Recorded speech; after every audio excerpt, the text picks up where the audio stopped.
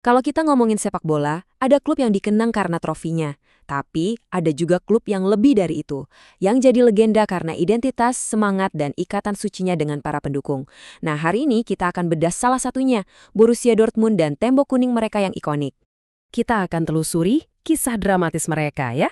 Mulai dari ikatan unik dengan para fans, momen mereka jadi juara Eropa lalu hampir bangkrut, sampai bangkit lagi di bawah seorang manajer jenius, dan akhirnya identitas modern mereka sebagai pabrik talenta, beserta semua tantangannya. Oke, kita mulai dari sini. Buat ngerti Dortmund, kita harus mulai dari sumber kekuatan terbesar mereka, para supporter dan stadion mereka yang udah kayak benteng. Ini bukan klaim sembarangan loh. Secara konsisten, Dortmund itu menarik lebih banyak fans ke stadion mereka tiap pertandingan dibanding klub manapun di planet ini. Ini bukti nyata betapa luar biasanya dukungan mereka. Nah, angka ini adalah kapasitas Westfalenstadion, stadion terbesar di Jerman. Dan di dalamnya ada yang namanya Südtribune, atau yang lebih kita kenal sebagai Tembok Kuning, tribun berdiri terbesar di Eropa. Ini bukan sekedar tribun biasa ya, ini adalah lautan manusia berwarna kuning hitam yang terkenal dengan koreografi raksasanya yang bikin merinding dan gemuruh suaranya yang jadi jantung dan jiwa klub ini. Sekarang kita pindah ke babak paling dramatis dalam sejarah klub. Ini adalah kisah tentang gimana mereka bisa mencapai puncak tertinggi Eropa, tapi terus jatuh ke titik terendah. Coba deh lihat betapa cepatnya semua berubah. Dalam waktu kurang dari 10 tahun, klub ini dari yang tadinya penguasa Eropa jadi hampir bangkrut total karena masalah keuangan. Gila kan?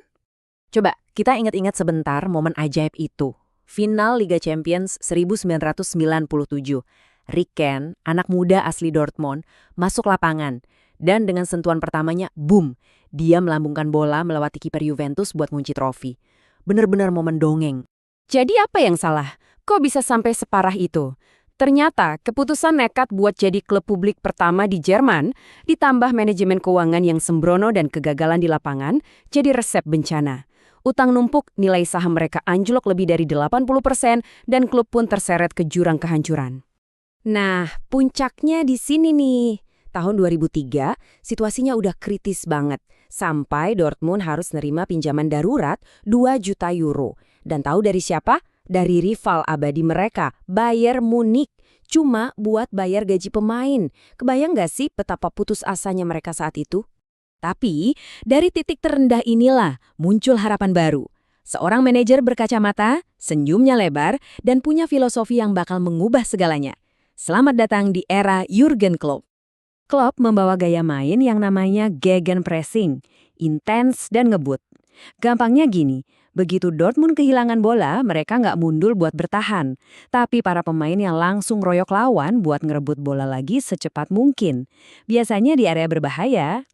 Ini bukan cuma taktik, ini identitas baru yang membangkitkan lagi semangat tim dan para fans. Dan hasilnya nggak butuh waktu lama. Cuma dalam 5 tahun, klub membawa mereka dari keterpurukan jadi juara Bundesliga 2 kali. Memenangkan gelar ganda pertama dalam sejarah klub dan bahkan kembali ke final Liga Champions. Benar-benar comeback yang luar biasa cepat. Dan tabel ini nunjukin semuanya.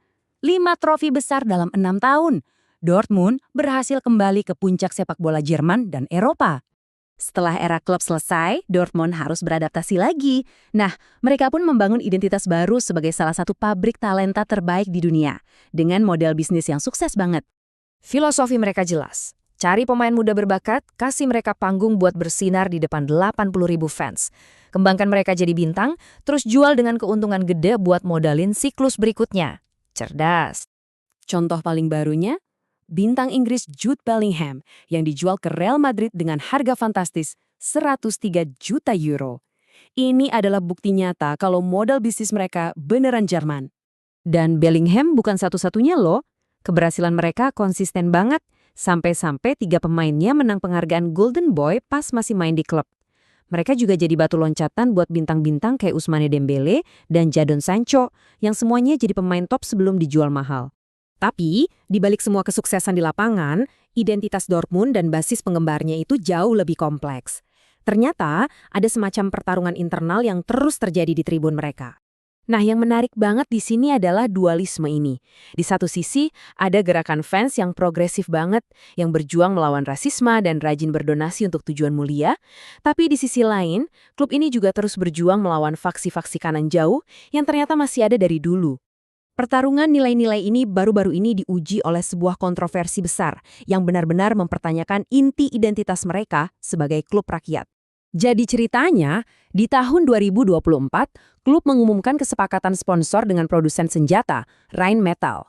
Bagi banyak fans, ini jelas pengkhianatan terhadap etos klub rakyat dan nilai-nilai progresif yang mereka perjuangkan. Mereka menyebutnya sport washing. Tapi, beberapa tokoh politik justru membelanya dan bilang ini cerminan realitas geopolitik baru. Ini adalah bentrokan keras antara idealisme penggemar dan pragmatisme bisnis. Jadi, setelah semua ini, kita dihadapkan pada satu pertanyaan besar. Di tengah lanskap sepak bola modern yang didominasi oleh uang, bisakah sebuah klub seperti Borussia Dortmund tetap setia pada identitas uniknya sambil tetap kompetitif di level tertinggi? Cuma waktu yang bisa menjawabnya.